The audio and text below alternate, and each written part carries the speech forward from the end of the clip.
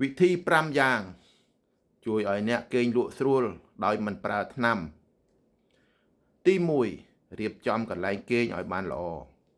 កន្លែងគេងត្រូវតែស្ងប់ស្ងាត់ងងឹតត្រជាក់ល្មមកម្រាលពូកឬកន្ទេលមុងភួយខ្នើយត្រូវតែស្អាតទី2ជ្រើសរើសទម្លាប់គេងឲ្យបានត្រឹមត្រូវម៉ោងពេលចូលគេងឲ្យបានទៀងទាត់ត្រូវមានពេលវេលាសម្រាប់រាងកាយខួរក្បាលដូចជាអានសៀវភៅស្ដាប់ធម៌ស្ដាប់រឿងនិទានស្ដាប់ភ្លេងចម្រៀងជាដើមការប្រើប្រាស់ទូរស័ព្ទកុំព្យូទ័រកញ្ចក់ screen ត្រូវបញ្ឈប់មើលកន្លះម៉ោងឬ1ម៉ោងមុនពេលចូលគេងទី3ចំណីអាហារពេលល្ងាចពេលយប់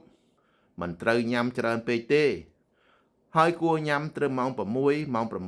8ជៀសវាងញ៉ាំយប់ជ្រៅពេកពិបាកគេង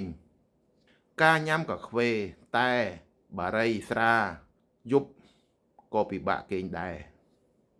ទី4ការហាត់ប្រាណគឺហាត់ជាប្រចាំហាត់ពេលណាក៏បានដែរជៀសវាងការហាត់យប់ជ្រៅពេកដែលនាំឲ្យពិបាកគេងនិងទី5ធ្វើសមាធិធ្វើជាក់ស្ដែង5នាទី10នាទីកន្លះម៉ោង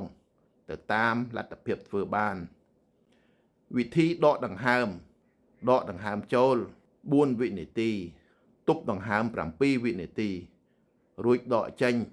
8វិនាទីធ្វើឲ្យបានច្រើនសារជាប្រចាំនោះអ្នកនឹងគេងលក់ស្រួលមិនខាន